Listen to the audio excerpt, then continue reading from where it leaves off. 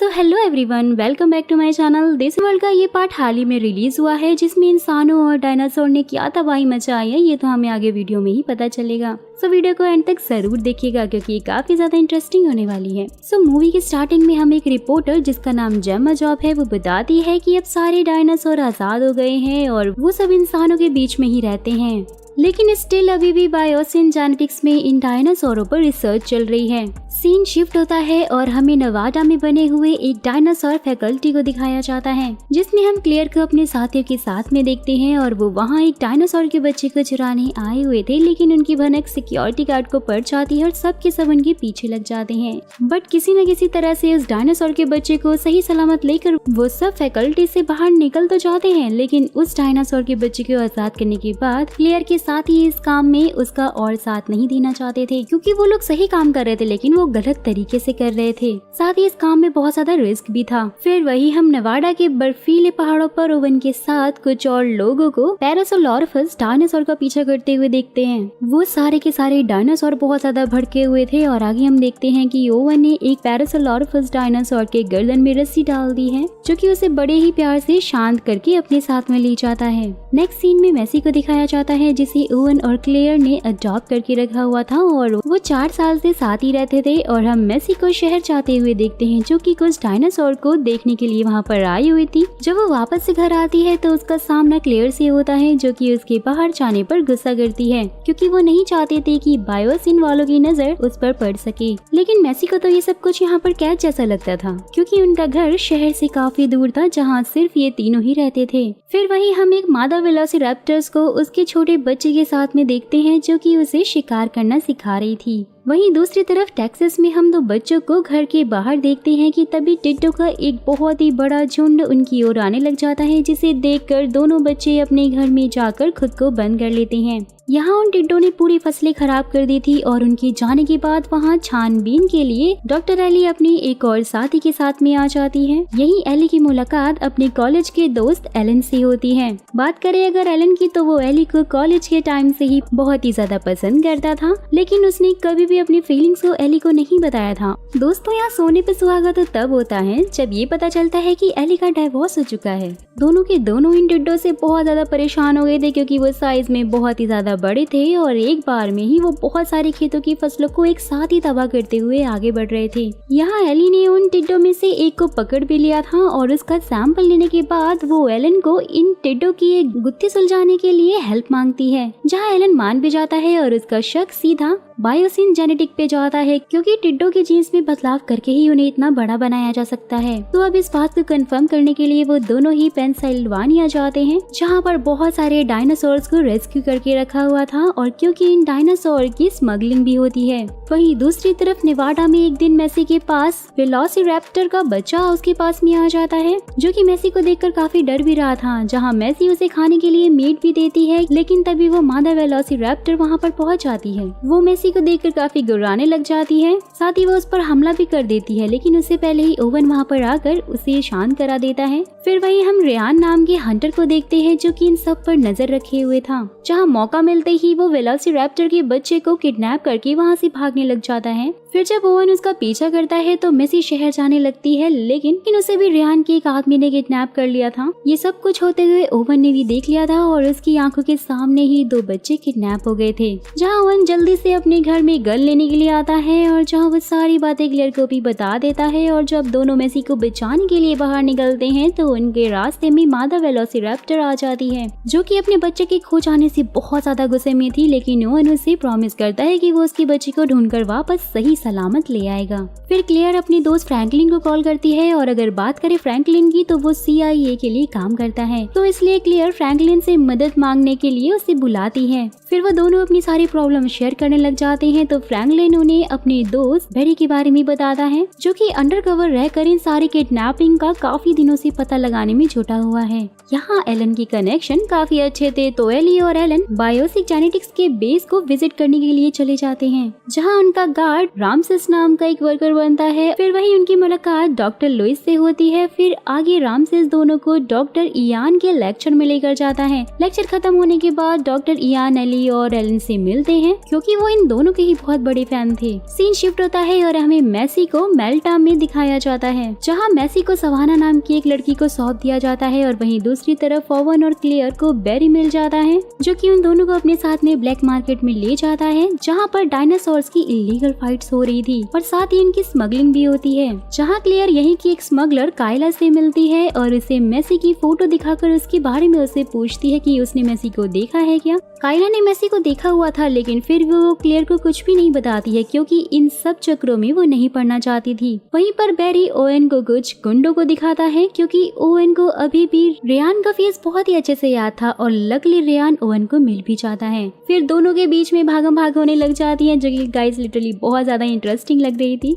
फिर Ryan dinosaurs के fight के बीच में जाकर गिर जाता है और दोनों डायनासोर्स ने रेयान के हाथ को बहुत बेरहमी से काट लिया था। जहां ओवेन उससे मेसी के बारे में पूछता है, पर रेयान को पता नहीं होता है कि मेसी को कहां ले जाया गया है। फिर वहीं पर एक बड़ा सा डायनासोर इस भगदड़ में आजाद हो जाता है और वो रेयान को जाकर मार देता है। ये सब कुछ सवाना भी देख रही थी और CIA के लोग उस तक पहुंचे उससे पहले ही उसने सभी डायनासोर को आजाद करके वहाँ ओवेन और CIA के लोग के पीछे ही लगा दिया था। फिर सवाना डॉक्टर लुइस को कॉल करके उन्हें ओवेन और CIA के बारे में बता देती है कि वो सब लोग मेसी की तलाश में लगे हुए हैं। कि तभी सवाना के रास्ते में क्लियर पहुंच जाती है, जो कि सवाना को रोक कर उससे अपनी बेटे के बारे में पूछने की कोशिश करती है, लेकिन सवाना तो क्लियर पर ही हमला कर देती है और क्लियर सवाना को बहुत ही अच्छी तरह से सबके सामने ही धो डालती है। फिर वो उसे इलेक्ट्रिक शॉक देकर उससे मेसी के बारे में पूछती है, तो सवाना उसे बता देती है कि मेसी बायोसिन की लैब में है। जहाँ पर वही एक डायनासोर आ जाता है जिसे सवाना बहुत ही चालाकी से लेजर की मदद से क्लियर के पीछे लगा देती है। वो डायनासोर क्लियर के पीछे हाथ धोकर ही पड़ जाता है, जिसे बचने के लिए वो एक छत से दूसरी छत पे जंप मार देती है, जहाँ इसी बीच वो नीचे एक ट्रॉली वैन पर जाकर गिर जाती है जिसे कायला चला रही थी। लेकिन अभी भी उस डायनासोर ने क्लियर का पीछा नहीं छोड़ा था, तो क्लियर किसी तरह से दिमाग लगाकर उस डायनासोर को घायल करके अपना पीछा छुड़वा ही लेती है। वहीं दूसरी तरफ ओवेन और बेरी एक डायनासोर को शांत करके उसे पिंजरे में कैद कर देती है। कि तभी वहाँ पर सवाना पहुंच जाती है। बेरी उसे गन पॉइंट पर ले लेता है कि तभी क्लियर भी ओवेन को बता देती है कि मेसी बायोसिन में है। जहाँ ओवेन बाइक लेकर जल्दी से वहाँ से निकल जाता है कि तब तक सवाना ने एक और डायनासोर को उसके पीछे लगा दिया था। फिर ओवेन सभी डायनासोर से बचते बचाते हुए रनवे पर आता है, जहाँ पर हम काइली और क्लियर को भी प्लेन में देखते हैं। जैसे तैसे करके ओवेन भी उस प्लेन में चढ़ जाता है, जो कि बहुत ही ज्यादा इंटरेस्टिंग सीन था गाइस, और सब लोग वहाँ से निकल जाते हैं। वहीं दूसरी तरफ बायोसिन में डॉक्टर हैंडी मेसी को उसकी रियल मॉम शार्लेट के बारे में बता देते हैं, जो बायोसिन की एक साइंटिस्ट थी। जहाँ पर ये पता चलता है कि मेसी के जन्म से ही उसके DNA में कुछ प्रॉब्लम हो गई थी, जिसके कारण उसकी मॉम ने उसे चेंज कर दिया था।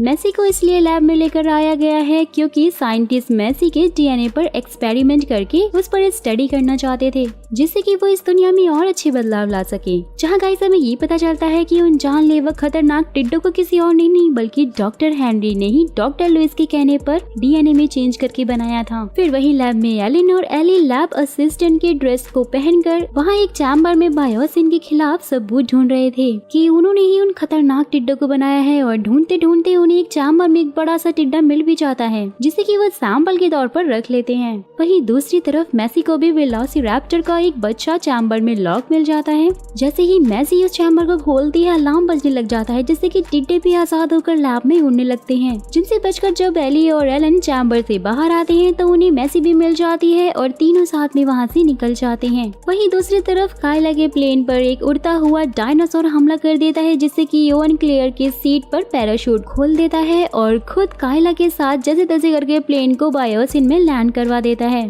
वहीं रामसेस को भी टिड्डों की सच्चाई पता चल गई थी और वो अब एली और एलन के साथ में हो जाता है। जब जंगल में हम क्लियर को पेड़ पर लटका हुआ देखते हैं, तभी उसके पास एक बहुत बड़ा सा डायनासोर आ जाता है, तो क्लियर खुद को पैराशूट से अलग करके पानी के अंदर ही छुप जाती है। जब वो बड़ा सा डायनासोर वहाँ से चला जाता है तो क्लियर भी पानी से निकलकर बायोसिन की लैब की तरफ पहुंच जाती है। वहीं दूसरी तरफ ओवेन और कायला के सामने भी एक बायोडैप्टर डायनासोर आ गया था। वो नीचे बर्फ में घुस जाता है और उसे देखकर वो दोनों ही भाग रहे थे। जहां ओवेन भी बर्फ से जमी हुई नदी के अंदर चला जाता है, लेकिन डायनासोर का खाना बनने से पहले ही क्लायरा ओवेन को पानी से बाहर निकाल लेती है। जहाँ वो डायनासोर भी बाहर आ गया था और जैसे तैसे करके दोनों फिर लिफ्ट के अंदर आकर अपनी जान को बचा लेते हैं। फिर वही हम एली, एलन, रामसेस और मेसी को एक गुफा में देखते हैं जहाँ उन्हें कुछ और भी डायनासोर मिलते हैं, लेकिन अब रात हो गई थी और जब एक डायनासोर क्लियर पर हमला करता है जहाँ पहुंचकर ओवन और काइला उसे बचा लेते हैं। वही लैब में डॉक्टर इयान लैब में सभी टिड्डों में आग लगाकर उन्हें मारने की कोशिश करते हैं, लेकिन उन टिड्डों का झुंड भी बहुत चालाक था। वो लैब से जलते हुए बाहर निकल जाता है, जिन्हें आसमान में उड़ता देखकर क्लियर के साथ साथ ओवन भी काफी ज्यादा हैरान हो जाता है। फिर उन टिड्डों का झुंड एली और एलन के कार के ऊपर से गुजरता है और उनकी कार एक खाई में जाकर गिर जाती है, लेकिन लकीली सब ठीक थे और जहां पर आकर ओवन और क्लेयर मेसी से मिलते हैं। लेकिन तभी गिगानोटोसॉरस डायनासोर वहां पर आ जाता है और इन सब पर हमला कर देता है। डॉक्टर लुइस देखते हैं कि टिड्डों ने पूरे जंगल में आग लगा दी है, जो कि फैलते हुए बायोसिन की तरफ ही आ रही है। लैब के सभी वर्कर्स अपनी जान बचाने के लिए यहाँ वहाँ भागने लग जाते हैं। फिर ओवन के साथ सभी लोग बायोसिन के अंदर आ जाते हैं, क्योंकि उन्हें अंदर वेलोसिरैप्टर्स के बच्चे को लेना था और वो बच्चा उन्हें मिल भी जाता है और मेसी उसे कंट्रोल कर रही थी, जहां ओवन उसे बेहोशी का इंजेक्शन देकर अपने साथ में ले आता है। वहीं दूसरी तरफ डॉक्टर लुइस पर डायनासोर टूट पड़ते हैं और वो वहीं पर मारे जाते हैं। बहुत सारे डायनासोर ने लैब को पूरी तरफ से घेर लिया था, जहाँ काइला अपना कमाल दिखाती है और सबको एक प्लेन में अपने साथ सही सलामत बाहर ले आती है। तो अब एंड में हम एली और एलन को नजदीक आते हुए देखते हैं, क्योंकि अब फाइनली जाकर एलन ने अपनी सारी फीलिंग्स एली को बता दी थी। वहीं डॉक्टर हेनरी ने भी टिड्डों के डीएनए में सही बदलाव करके उन्हें नॉर्मल कर दिया था। वहीं दूसरी तरफ ओवन की पूरी फैमिली मादा वेलोसिरैप्टर्स को उसका बच्चा लौटा देती है, जिससे कि मादा वेलोसिरैप्टर्स भी बहुत ज्यादा खुश हो जाती है। एंड गाइस, यहीं पर इस मूवी का द एंड हो जाता है। सो अब आप लोग मुझे कमेंट करके ये बताइएगा कि आपको जुरासिक वर्ल्ड पार्ट 1, 2 और 3 इन तीनों में से कौन सी सबसे ज्यादा पसंद आई है। सब लोग कमेंट कीजिएगा, क्योंकि आने वाली नेक्स्ट वीडियो में मैं कुछ रैंडम कमेंट्स को शॉर्ट आउट देने वाली हूँ। जो भी लोग चैनल पे नए हैं और ऐसी इंटरेस्टिंग वीडियोस का लुत्फ उठाना चाहते हैं, फटाक से चैनल को सब्सक्राइब करके बेल आइकन को जरूर प्रेस कर दीजिएगा, ताकि आपको